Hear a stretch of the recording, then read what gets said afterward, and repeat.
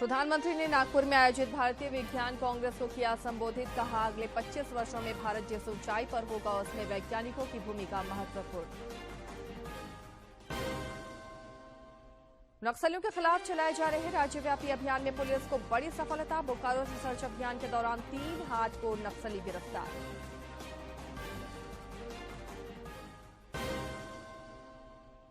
मरांगोम के जयपाल सिंह मुंडा की जयंती के मौके पर आज खूंटी में हॉकी मैच का आयोजन। केंद्रीय मंत्री अर्जुन मुंडा कई योजनाओं की देंगे सौगात।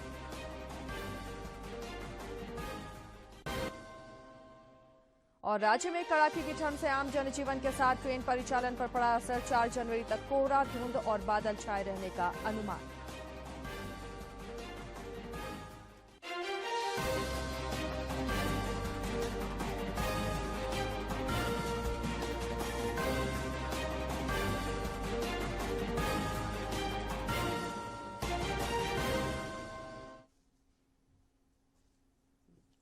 नमस्कार, खबरें झारखंड में आपका स्वागत है। मैं हूं आसिया नाजली और अब समाचारों पर नजर डालते हैं विस्तार से।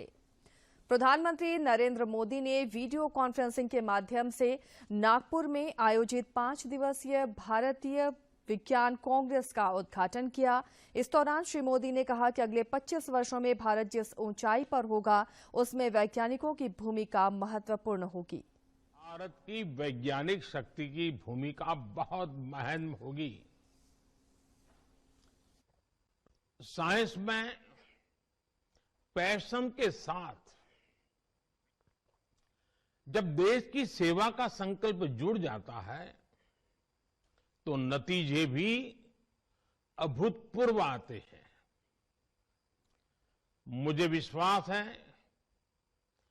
भारत की साइंटिफिक कम्युनिटी भारत को 21वीं सदी में वो मुकाम हासिल कराएगी जिसका वो हमेशा हकदार रहा है। मैं इस विश्वास की वजह भी आपको बताना चाहता हूं। आप भी जानते हैं कि ऑब्जर्वेशन साइंस का मूल आधार है। ऑब्जर्वेशन के जरिए आप साइंटिस्ट पैटर्न्स फॉलो करते हैं, फिर उन पैटर्न्स को एनालाइज करने के बाद किसी नतीजे पर पहुंचते हैं। इस दौरान एक साइंटिस्ट के लिए हर कदम पर डेटा जुटाना और उसे एनालाइज करना बहुत महत्वपूर्ण होता है। 21वीं सदी के आज के भारत में हमारे पास 2 चीजें बहुतायन में है। पहली डेटा और दूसरी टेक्नोलॉजी। इन दोनों में भारत के साइंस को नई बुलंदियों पर पहुंचाने की ताकत है। डेटा एनालिसिस की फील्ड तेज रफ्तार से आगे बढ़ रही है। ये इंफॉर्मेशन को इनसाइट में और एनालिसिस को एक्शनेबल नॉलेज में बदलने में मदद करती है। चाहे ट्रेडिशनल नॉलेज हो या मॉडर्न टेक्नोलॉजी, ये दोनों ही साइंटिफिक डिस्कवरी में मददगार होती है।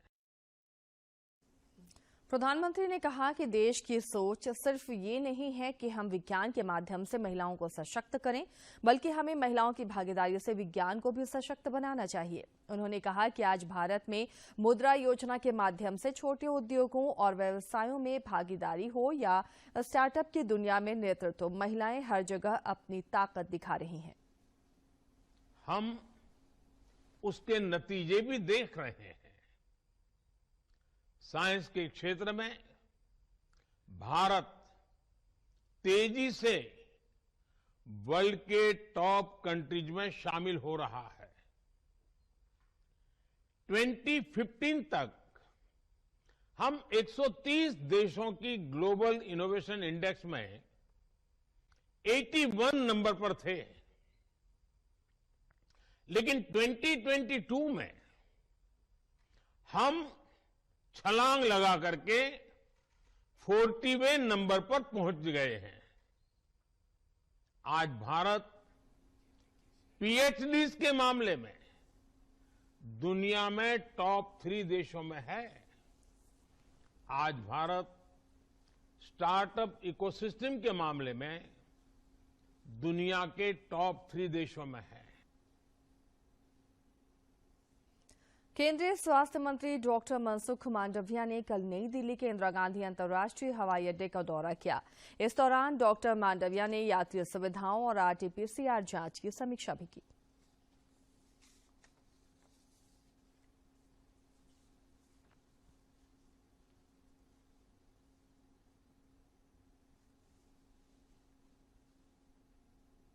भारत आने वाले सभी यात्रियों में से रैंडम 2% की जांच की जा रही है। इसके साथ ही यात्रियों को यात्रा से पहले भी अपनी स्वास्थ्य रिपोर्ट एयर सुविधा पोर्टल पर अपलोड करनी होगी। स्वास्थ्य मंत्रालय ने पूरी दुनिया में कोरोना के बढ़ते मामलों को देखते हुए ये फैसला किया है। जहां से भी ट्रैवलर पैसेंजर इंडिया में आते हैं, तो जो हाई रिस्क कंट्री है वहां एयर सुविधा में अपना आरटी-पीसीआर रिपोर्ट अपलोड करना कंपलसरी किया गया है। यहां एयरपोर्ट पर उसको चेक किया जाता है और जनरल कैटेगरी के कटकेट से आने वाले पैसेंजर उसको 2% पैसेंजर का आरटी-पीसीआर टेस्ट यहां किया जा रहा है। उसको रैंडम चेक किया जा रहा है ताकि कोई वेरिएंट देश में आए तो देश उसके सामने सतर्क रहे। देश भर में कोरोना के सक्रिय मामलों की संख्या 2582 है। इस घंटों में 222 मरीज उपचार करवाकर स्वस्थ हो चुके हैं। वहीं साप्ताहिक पॉजिटिविटी रेट वर्तमान में 0.13% दर्ज किया गया। दैनिक पॉजिटिविटी रेट 0.09% है। वर्तमान में कोरोना के सक्रिय मामलों की संख्या 2582 है। देश में कोरोना के खिलाफ जारी जंग में टीकाकरण अभियान तेज गति से जारी है। देश भर में अब तक 2 अरब 20 करोड़ 11 लाख से अधिक कोविड रोधी टीके लगाए जा चुके हैं। पिछले 24 घंटे में कुल 45,769 टीके लगाए गए हैं। वहीं अब तक 22 करोड़ 41 लाख एहतियाती टीके लगाए जा चुके हैं। टीकाकरण अभियान देश में लोगों की कोविड से सुरक्षा का एक महत्वपूर्ण माध्यम है और इसकी उच्च स्तर पर लगातार समीक्षा और निगरानी की जा रही है। राज्यपाल रमेश बैस से कल मुख्य सचिव सुखदेव सिंह, जेपीएससी के अध्यक्ष मेरी नीलिमा किरकिट्टा, रांची विश्वविद्यालय के कुलपति डॉक्टर अजीत कुमार सिन्हा, बिरसा कृषि विश्वविद्यालय के कुलपति डॉक्टर ओएन सिंह और डॉक्टर श्यामा प्रसाद मुखर्जी विश्वविद्यालय के कुलपति डॉक्टर तपन कुमार शांडिल्य और विनोबा भावे विश्वविद्यालय हजारीबाग के कुलपति डॉक्टर एमएन देव ने मुलाकात की। इस दौरान उन्होंने नववर्ष की शुभकामनाएं दी। मौके पर राज्यपाल ने भी सभी को नववर्ष की बधाई दी। सर्वोच्च न्यायालय ने मनी लॉन्ड्रिंग और भ्रष्टाचार के आरोप में निलंबित आईएएस अधिकारी पूजा सिंघल को जमानत दे दी है। इस मामले की सुनवाई न्यायमूर्ति संजय किशन कौल और अभय ओठा की खंडपीठ में हुई। गौरतलब है कि झारखंड उच्च न्यायालय से जमानत याचिका खारिज होने के बाद पूजा सिंघल ने सुप्रीम कोर्ट में याचिका दायर की थी। राज्य सरकार की ओर से गिरिडीह के समेत शिखर को पर्यटन स्थल घोषित किए जाने के बाद से देश के विभिन्न हिस्सों में लगातार विरोध प्रदर्शन किया जा रहा है। इधर राजधानी रांची के अपर बाजार स्थित दिगंबर जैन मंदिर से आज जैन समाज के लोगों ने समेत शिखर को पर्यटन स्थल घोषित किए जाने के विरोध में मौन जुलूस निकालकर प्रदर्शन किया। बाद में जैन समाज का एक प्रतिनिधिमंडल राज्यपाल से मुलाकात कर ज्ञापन भी सौंपेगा। केंद्रीय शिक्षा राज्य मंत्री अन्नपूर्णा देवी और विधायक नीरा यादव ने कोडरमा की नक्सल प्रभावित डाब और सदगावा को जोड़ने वाली सड़क निर्माण कार्य का शिलान्यास किया। मौके पर केंद्रीय शिक्षा राज्य मंत्री ने गुणवत्तापूर्ण सड़क निर्माण करने का निर्देश अधिकारियों को दिया। इस दौरान केंद्रीय राज्य मंत्री ने कर्मा मेडिकल कॉलेज अस्पताल का निर्माण कार्य अधर में लटकने को लेकर राज्य सरकार पर भी निशाना साधा। में कोई कॉम्प्रोमाइज न हो, अधिकारियों को यह कहा भी गया है कि निर्माण बेहतर ढंग से कराएं, क्योंकि ये महत्वपूर्ण सड़क है। महिषपुर से लेकर सदगावा, उससे बिहार भी लोग जाते हैं, गिरिडीह भी जाते हैं, तो निश्चित रूप से बार बार सड़कें नहीं बनती है। जिस तरह से जर्जर हो गई थी, अच्छे ढंग से अच्छा गुणवत्ता पर ध्यान रखा जाए ताकि लोगों को कोई समस्या, कोई परेशानी। दुखद बात कहाँ पे दुखद पहलू आपको हम बताएं। नक्सलियों के खिलाफ चलाए जा रहे राज्यव्यापी अभियान में सुरक्षा बलों को एक और सफलता मिली है। बोकारो जिले के नावाडीह थाना क्षेत्र से पुलिस ने सर्च अभियान के दौरान 3 हार्डकोर नक्सलियों को गिरफ्तार किया है। पुलिस तीनों नक्सलियों से पूछताछ कर रही है। तीनों नक्सलियों के खिलाफ दर्जनों मामले दर्ज हैं। पूर्व केंद्रीय मंत्री और हजारीबाग के सांसद जयंत सिन्हा ने राज्य सरकार पर गंभीर आरोप लगाया है। धनबाद में पत्रकारों से बातचीत में उन्होंने कहा कि राज्य सरकार केंद्र सरकार से मिलने वाली राशि का सही से उपयोग नहीं कर पा रही है। श्री सिन्हा ने कानून व्यवस्था पर भी राज्य सरकार को आड़े हाथों लिया। बताएंगे, आप तो जान ही रहे हैं कि सरकार में कितना उथल पुथल हो रहा है। माननीय मुख्यमंत्री जी के खिलाफ जो कार्रवाई चल रही है वो भी चल रही है। तो अब इन लोगों को देखना पड़ेगा कि लोग इन परिस्थितियों में सरकार चला सकते हैं कि नहीं चला सकते हैं। पर एक बात तो स्पष्ट है, और वो स्पष्ट है कि उल्टी घड़ी चल रही है सरकार, उल्टी घड़ी चल रही है। हर विधायक को इस सरकार में मालूम है कि एंटी इनकम्बेंसी इतनी बढ़ चुकी है कि ये लोग चुनाव पक्का हारेंगे, इसलिए ये लोग बहुत ही बेचैन हैं, उल्टी घड़ी को जान रहे हैं, और इसलिए लूट खसोट तो और भी तेजी से इस कारण बढ़ रहा है। कांग्रेस विधायक दल के नेता और मंत्री आलमगीर आलम के आवास में प्रदेश कांग्रेस के कार्यकारी अध्यक्ष शहजादा अनवर के नेतृत्व में एक प्रतिनिधिमंडल मॉब लिंचिंग विधेयक को पारित करने के लिए ज्ञापन सौंपा। इस दौरान उन्होंने कहा कि सरकार ने 2021 में मॉब लिंचिंग पर विधानसभा से विधेयक पारित कर राज्यपाल के पास स्वीकृति के लिए भेजा, जो एक स्वागत योग्य कदम था, लेकिन राज्यपाल ने कुछ आपत्ति कर विधेयक को वापस कर दिया। उन्होंने कहा कि 1 साल से अधिक समय बीत जाने के बाद भी महागठबंधन की सरकार दोबारा विधेयक को पारित करने की दिशा में कोई सकारात्मक पहल नहीं कर रही है, जो चिंता का विषय है। गोड्डा जिले के नवोदय विद्यालय में एक छात्र की संदेहास्पद स्थिति में मौत के बाद पुलिस पूरी छानबीन कर रही है। गौरतलब है कि जिले के महगामा थाना क्षेत्र स्थित नवोदय विद्यालय में एक छात्र की मौत हो गई थी। बाद में डॉक्टरों की 3 सदस्यीय टीम ने शव का पोस्टमार्टम किया। महगामा और गोड्डा के वरीय पुलिस अधिकारी इस मामले की छानबीन में जुटे हैं।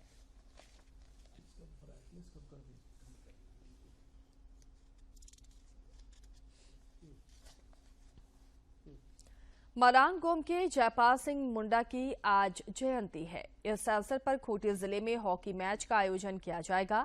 इस मौके पर जनजातीय मामलों के केंद्रीय मंत्री अर्जुन मुंडा कई योजनाओं की सौगात भी देंगे। जिले के उपायुक्त शशि रंजन ने बताया कि स्टेडियम निर्माण पूरा होने के बाद बड़े पैमाने पर खेल का आयोजन किया जाएगा।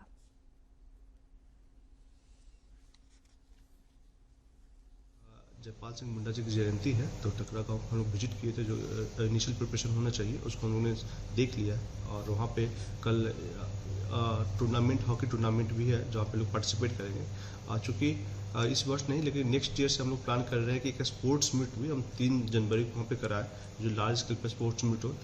जब तक वहाँ पे स्टेडियम वगैरह का निर्माण भी हो जाएगा, 2-3 स्टेडियम रहेगा, तभी हम जिला स्तरीय स्पोर्ट्स मीट वहाँ करवा सकते हैं। तो इसका हम लोग कोशिश कर रहे हैं। साथ में एक प्लानिंग और कर रहे हैं कि बहुत जल्द ही एक मैराथन का आयोजन हो, जो डुम्बारी बुरु से निकले और उलिहातू गाँव तक जाए, तो वो भी एक।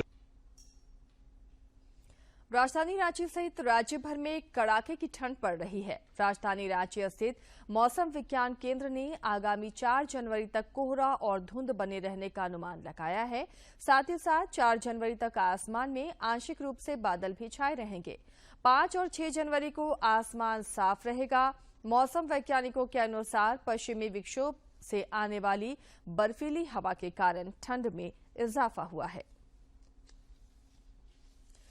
पिछले कुछ दिनों से गोड्डा पुलिस का एक अलग ही चेहरा सामने आया है। जिले के महागामा थाना क्षेत्र के हरिनचारी गांव में 4 दिनों पहले 10 से ज्यादा घरों में आग लग गई।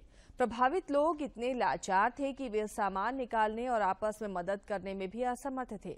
ऐसे में थाना प्रभारी मुकेश कुमार सिंह ने खुद आगे बढ़कर आग बुझाने में मदद की, जिसकी सराहना की जा रही है। देखिए, आग लगना एक प्राकृतिक आपदा है और बहुत ही इमरजेंसी मामला होता है। जैसे हमको सूचना मिला, हम तुरंत फायर टेंडर के लिए ईसीएल को फोन किए।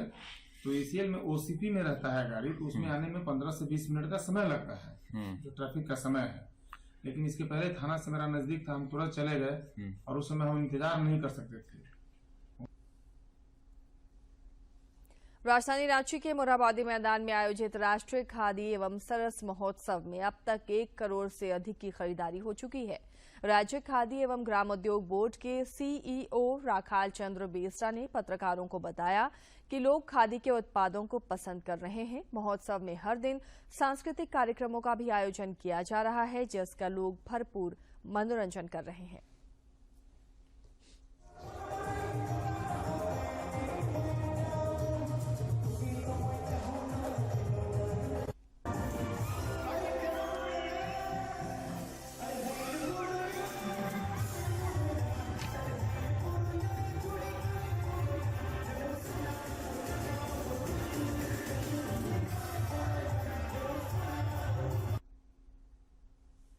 भारत और श्रीलंका के बीच पहला T20 क्रिकेट मैच आज शाम 7 बजे से मुंबई के वानखेड़े स्टेडियम में खेला जाएगा। भारतीय टीम का नेतृत्व हार्दिक पांड्या करेंगे। नए साल में नए कप्तान और नए उप कप्तान के साथ भारतीय टीम तैयार है 2023 का आगाज करने के लिए। हार्दिक पांड्या के नेतृत्व में टीम इंडिया का साल का पहला मुकाबला श्रीलंका के साथ होने जा रहा है। दोनों टीमों के बीच मंगलवार से 3 मैचों की T20 सीरीज की शुरुआत होने जा रही है। इस सीरीज के लिए भारत और श्रीलंका दोनों टीमों ने तैयारियां शुरू कर दी हैं। रोहित शर्मा, विराट कोहली और केएल राहुल जैसे सीनियर खिलाड़ियों की अनुपस्थिति में हार्दिक पांड्या की कप्तानी में युवा भारतीय टीम श्रीलंका को पटखनी देने के लिए पूरी तरह से तैयार है। इस सीरीज के लिए विस्फोटक बल्लेबाज सूर्य कुमार यादव को पहली बार टीम का उप कप्तान बनाया गया है। दोनों टीमों के बीच पहला मुकाबला मुंबई के वानखेड़े स्टेडियम में खेला जाएगा। बात अगर दोनों टीमों के बीच अब तक हुए T20 मुकाबलों की जाए तो इसमें भारतीय टीम का पलड़ा भारी नजर आ रहा है। भारत और श्रीलंका के बीच अब तक कुल 26 T20 इंटरनेशनल मैच खेले जा चुके हैं, जिसमें भारतीय टीम ने 17 मैचों में जीत दर्ज की है और 8 मैचों में श्रीलंका विजयी रही है। दोनों के बीच एक मैच बेनतीजा रहा है। टीम इंडिया इस मुकाबले को जीतकर श्रीलंका से पिछले साल एशिया कप में मिली हार का बदला भी लेना चाहेगी। 2022 में खेले गए एशिया कप में श्रीलंका ने सुपर 4 में भारतीय टीम को हराकर टूर्नामेंट से बाहर कर दिया था। T20 सीरीज के बाद दोनों देशों के बीच 3 मैचों की वनडे सीरीज भी खेली जाएगी। इस साल भारत में 1 दिवसीय विश्व कप का आयोजन किया जाना है। ऐसे में टीम इंडिया के लिए ये सीरीज काफी महत्वपूर्ण होगी। भारतीय टीम को हाल ही में बांग्लादेश के हाथों वनडे सीरीज में शिकस्त सहनी पड़ी थी। भारत और श्रीलंका के बीच अब तक कुल 162 वनडे मुकाबले खेले गए हैं। भारत का पलड़ा यहां भी भारी रहा है। टीम इंडिया ने 93 मैचों में जीत हासिल की है, जबकि श्रीलंकाई टीम 57 बार जीतने में कामयाब रही है। 11 मैचों के नतीजे नहीं निकल सके हैं। दोनों देशों के बीच वनडे सीरीज की शुरुआत 10 जनवरी को गुवाहाटी में होने वाले पहले वनडे से होगा। 12 जनवरी को दूसरा और 15 जनवरी को तीसरा वनडे मैच खेला जाएगा। Sports desk, DD news. मशहूर फुटबॉलर पेले का आज अंतिम संस्कार किया जाएगा और उनका 29 दिसंबर को कैंसर से देहांत हो गया था। एक्यूमेनिका में उनका अंतिम संस्कार होगा। एडसन अरांतेस डू नेसिमेंटो यानी पेले का बीते गुरुवार को कैंसर की बीमारी से निधन हो गया था। वो 82 वर्ष के थे। पेले ने ब्राजील को 3 बार फुटबॉल विश्व कप में जीत दिलाई थी। दुनिया के महानतम खिलाड़ियों में शुमार किए जाने वाले पेले के लिए दुनिया भर से श्रद्धांजलि संदेश आ रहे हैं।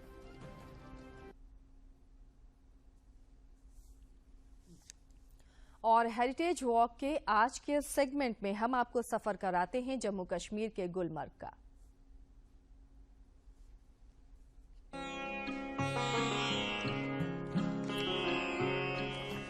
कहते हैं धरती पर कहीं स्वर्ग है तो वो है कश्मीर। इसी कश्मीर का दिल है ये बेहद ही खूबसूरत शहर गुलमर्ग।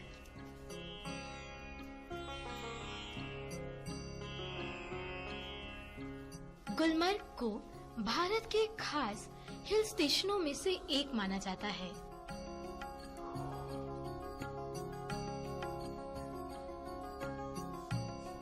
मन को मोह लेने वाली सुंदरता को अपने अंदर समेटे हुए गुलमर्ग को फूलों के प्रदेश के नाम से भी जाना जाता है।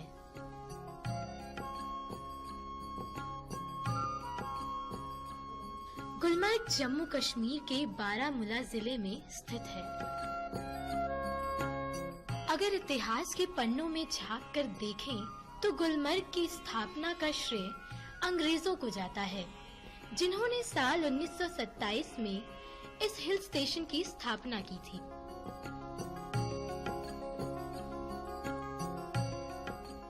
ये आकर्षक पर्यटन स्थल समुद्र तल से लगभग 2730 मीटर की ऊंचाई पर मौजूद है और बर्फ के ढके हुए पहाड़ों, हरे भरे घास के मैदान, गहरी खाई, सदाबहार रहने। और अब कुछ खबरें देखते हैं राज्य के विभिन्न जिलों से।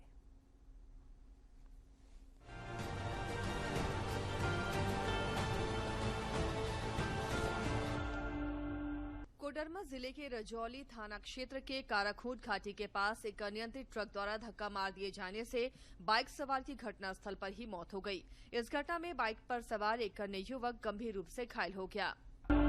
पलामू जिले के हुसैनाबाद प्रखंड कार्यालय से लैपटॉप, कई प्रिंटर सहित अन्य सामान सहित लाखों की संपत्ति की चोरी का मामला दर्ज किया गया है। हुसैनाबाद थाना प्रभारी सौरभ कुमार और एसआई रविरंजन कुमार सहस्त्र पुलिस बल के साथ घटना की जांच में जुटे हुए हैं। गुमला जिले के भरनो प्रखंड के खरतंगा गांव स्थित सरना स्थल में महिलाओं को पूजा पाठ नहीं करने देने को लेकर उत्पन्न हुए विवाद को सुलझा लिया गया है। भरनो के अंचलाधिकारी संजीव कुमार और थाना प्रभारी कृष्ण कुमार तिवारी ने दोनों पक्षों को समझाया और इसके साथ ही विवाद का पटाक्षेप हो गया। देवघर पुलिस ने जसीडीह थाना क्षेत्र से मोटरसाइकिल लूट में शामिल 3 लुटेरों को गिरफ्तार किया है। गिरफ्तार लुटेरों के पास से लूटी गई मोटरसाइकिल जब्त की गई है। एसडीपीओ ने बताया कि जसीडीह थाना क्षेत्र के रोहिणी से पिछले 14 दिसंबर को मोटरसाइकिल की लूट कुछ अपराधियों द्वारा की गई थी। देवघर के उपायुक्त मंजूनाथ भजंत्री ने टॉक टू डीसी कार्यक्रम के माध्यम से विभिन्न पंचायत के लोगों से ऑनलाइन मुलाकात कर समस्याओं का ऑन द स्पॉट समाधान किया। साथ ही विभिन्न मामलों में अधिकारियों को स्पष्टीकरण के अलावा जांच कर उपायुक्त कार्यालय को अवगत कराने का निर्देश दिया। हजारीबाग की उपायुक्त नैन्सी सहाय ने सदर अस्पताल परिसर में निर्माणाधीन ब्लड बैंक का निरीक्षण किया। इस दौरान उन्होंने तय मानकों के अनुरूप सुविधाओं को बहाल करने का निर्देश दिया। पश्चिमी सिंहभूम के उपायुक्त के निर्देश पर जिले के सभी प्रखंड मुख्यालय में आधार सुधार कैंप का आयोजन किया गया। इसका उद्देश्य आधार में दर्ज आयु और अन्य प्रविष्टियों में सुधार सुनिश्चित किया जाना है ताकि आमजनों को संचालित योजनाओं का लाभ दिया जा सके। कोडरमा जिला प्रशासन और स्वास्थ्य विभाग की पहल से जिले के सभी सरकारी विद्यालयों में स्कूली बच्चों के बीच मास्क उपलब्ध कराया गया। विद्यालयों में कोविड अनुरूप व्यवहार का अनुपालन कराने को लेकर भी निर्देशित किया गया। रांची जिले के टाटीसिलवे थाना क्षेत्र स्थित उषा मार्टिन वायर फैक्ट्री में लगी आग पर काबू पा लिया गया है। आगलगी में किसी के हताहत होने की सूचना नहीं है। थाना प्रभारी महेंद्र करमाली ने बताया कि आग लगने का कारण शॉर्ट सर्किट है।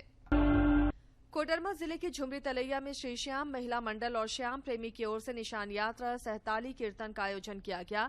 इस अवसर पर झंडा चौक स्थित दुर्गा मंदिर से एक सुसज्जित वाहन में बाबा श्याम का दरबार लगाकर नगर भ्रमण करते हुए पानी टंकी रोड स्थित श्याम मंदिर में पहुंचकर यात्रा संपन्न हुई।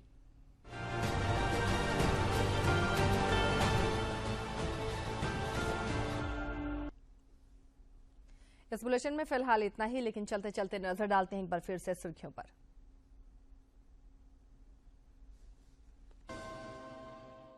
प्रधानमंत्री ने नागपुर में आयोजित भारतीय विज्ञान कांग्रेस को किया संबोधित। कहा, अगले 25 वर्षों में भारत जिस ऊंचाई पर होगा उसमें वैज्ञानिकों की भूमिका महत्वपूर्ण।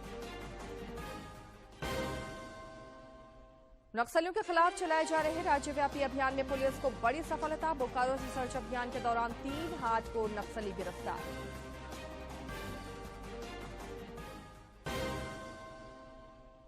मरांगोम के जयपाल सिंह मुंडा की जयंती के मौके पर आज खूंटी में हॉकी मैच का आयोजन। केंद्रीय मंत्री अर्जुन मुंडा कई योजनाओं की देंगे सौगात।